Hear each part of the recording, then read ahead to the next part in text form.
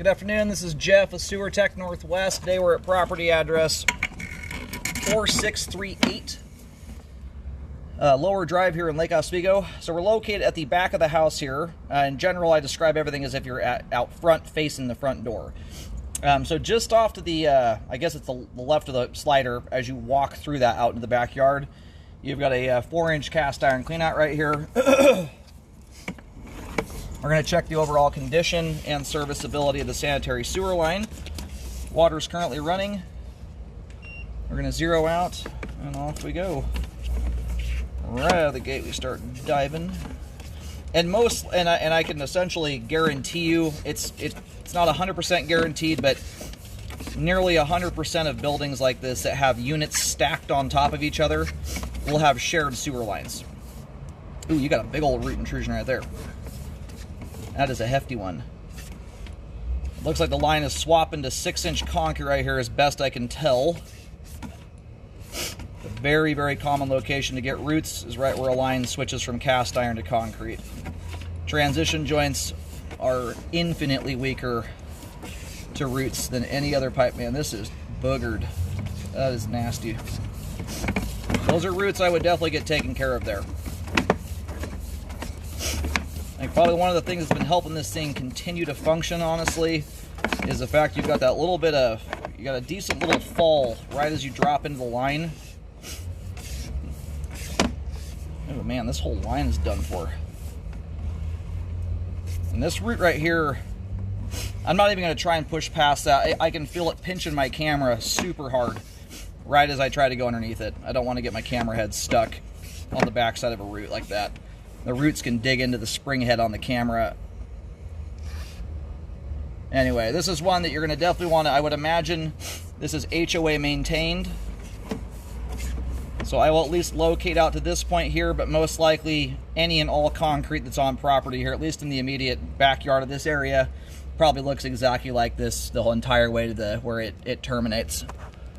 At the very least, the line needs a very thorough drain cleaning, accompanied with rescoping to ensure that you're blasting all that root material out of the pipe and you're not just cutting it loose and creating almost a bigger problem than you had beforehand. And also, once the line is cleared and clean, you can actually see what you're working with.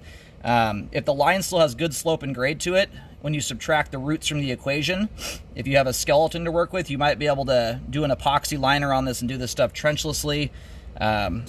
Anyway, the line is very, very ready for update at this point. Alrighty, located the camera head. Line's just traveling back into where this almost looks like there's a dry creek bed. The river rock is running through it. About 4 feet deep there. If you walk pretty much straight out from the clean out towards that dry riverbed thing, French drain, whatever it may, I'm not sure if that turns into a creek during the fall rainy season. Anyway, about 4 feet deep there, down at the bottom of that. Obviously the line continues on from that point there, but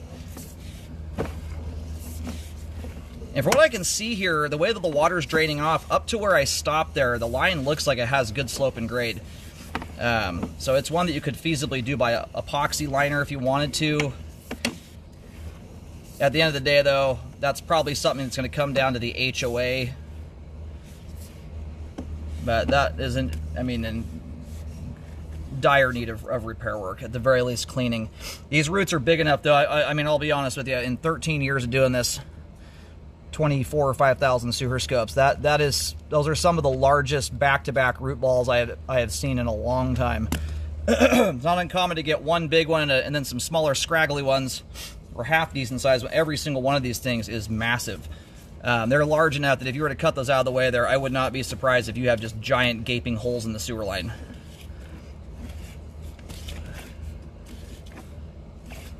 Anyway, I'll locate right here just into the concrete pipe. Just gives you an idea where this is at.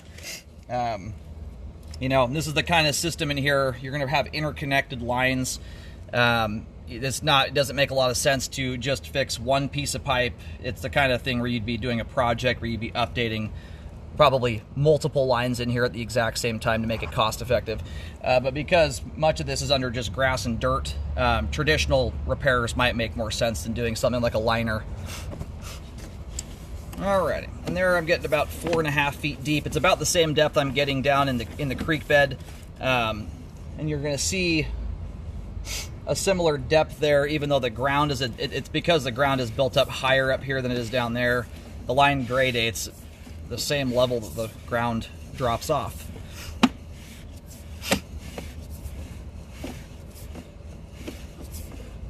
And the cast iron here, that's looking in decent shape there. There's no scale buildup. It's clean. It flows well. So, I mean, at least you got that part going for you.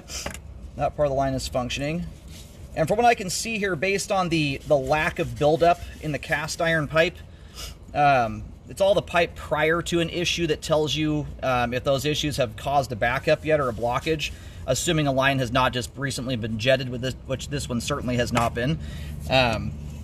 I don't see evidence of backing up. So this is a line until it gets corrected, drain cleaned, or, you know, dealt with in some manner. You want to be extra careful as to what you're putting down the line. Folded toilet paper only. Don't be putting wipes and flushable wipes, things like that down the line. That's the stuff that hangs up extra easy, and it doesn't disintegrate on its own. Whereas toilet paper, it does stop up. It's at least going to disintegrate.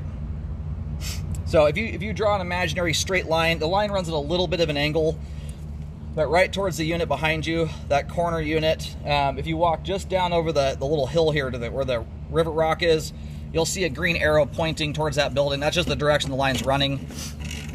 So this is one of those lines that to locate effectively, you'd need to do some drain cleaning in here, probably just so you could advance a camera all the way through it. But to do this thing the right way, you'd realistically need to be getting into multiple buildings or different units here to map out the different branches and stuff that feed into each one of these. Anyhow, the line is functioning at this time. It is certainly not functioning properly. It is functioning though, and I can tell that just based on the fact there's not a bunch of buildup inside the cast iron that indicates a previous backup, or at least one anytime recently. But it is certainly possible to happen. So I would forward that on to whoever maintains this in here, and I would recommend that get repaired. You know, in this case, if it's all HOA maintained, you could always rescope it, but you might be rescoping, you know, the work for something that may not be your responsibility. Normally, I recommend that because usually the line you're fixing is your sole responsibility. You make sure the repairs are done properly.